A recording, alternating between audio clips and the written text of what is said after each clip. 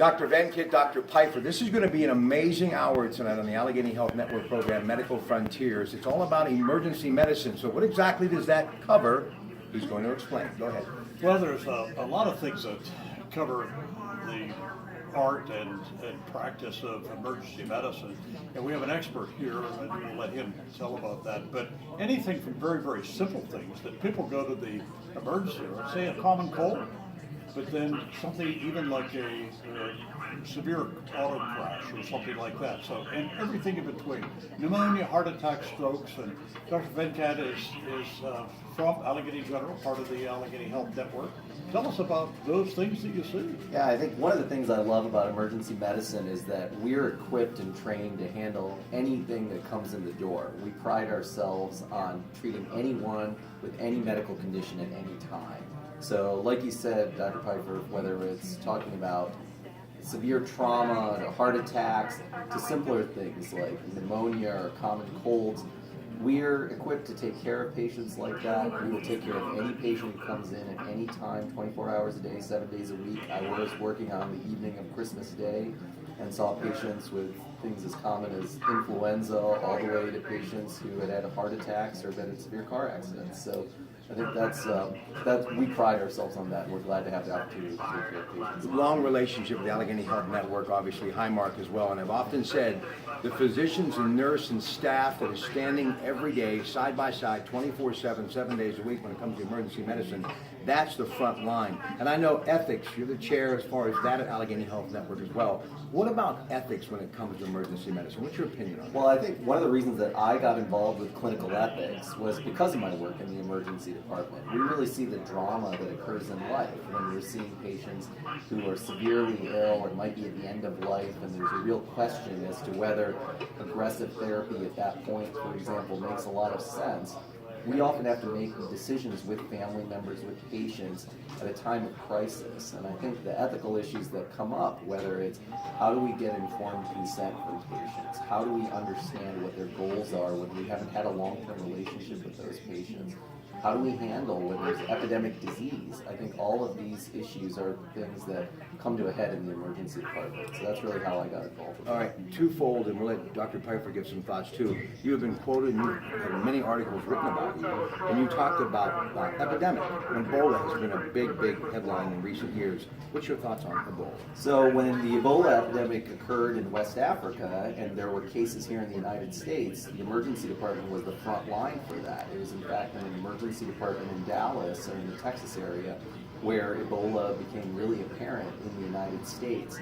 I think that what we need to recognize is that there's no such thing as boundaries between countries anymore. When we think of a disease that's overseas, it's just as a plane ride away from coming to the United States. So I think whether it's in the emergency department or really the health system as a whole, we have to be prepared to care for patients who might show up with those conditions. And also, not too long ago, there were ethical questions about taking care of HIV patients, patients with AIDS. And that is all sort of under the radar now because we have universal precautions. As a physician, treating a patient, I should treat everybody as having some disease that either I could get or somebody around me could get. And so those universal precautions are very, very important. Yeah, absolutely. I think historically, whenever there's a new infectious disease, whether it's HIV or Ebola or anything along those lines, there's a lot of understandable fear about that. But I think for us in emergency medicine, and really the medical community as a whole, we have to be prepared to care for patients under those circumstances. And generally, with that experience, we're able to do a better job with our patients and care for them in a better manner, just like what happened with HIV. This is the month that I'm going to renew my driver's license, and I'm a big proponent of organ donation. We're going to close on that note because this is something that you have to understand truly is the gift of life, even though it may be tragic for the moment that you're dealing with organ donation. Go ahead. Yeah, I think organ donation is such an important issue because all of us want to be able to help our fellow man or our colleagues and our friends in times of need. And the thing about organ donation is that I think one of the concerns that people express is that, does this mean that I won't be cared for in an appropriate manner when I come into the hospital? And that is the furthest thing from the truth. When I'm seeing a patient, or any of my colleagues at Allegheny General are seeing a patient, we have no idea whether they want to be an organ donor or not.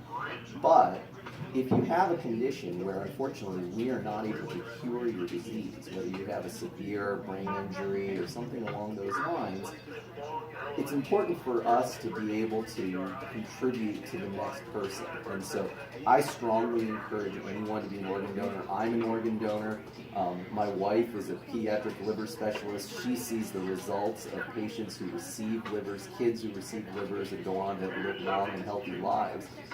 So no one wants that tragedy in their life, but there's an opportunity there to help someone else. Also, in the beginning portion of the program tonight on the Disc Institute of Pittsburgh Newsline, Dr. Bruce McLeod, it's all about trying to cut down the amount of time that you have to wait in the emergency room.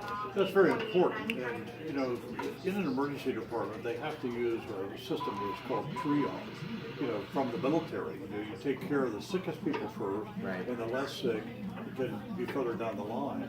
But what Bruce is trying to do, Dr. McLeod, is trying to get that wait time down for everybody. You know, whether it's a simple problem that can be taken care of very rapidly and expeditiously in an emergency department, or something that is more severe. Patients shouldn't have to wait an inordinate amount of time. The program, as I told you, very interesting. Great way to start off the new year with the best, the Allegheny Health Network in conjunction with Highmark. It's Medical Frontiers on News Radio 1020 KDK. Happy New Year.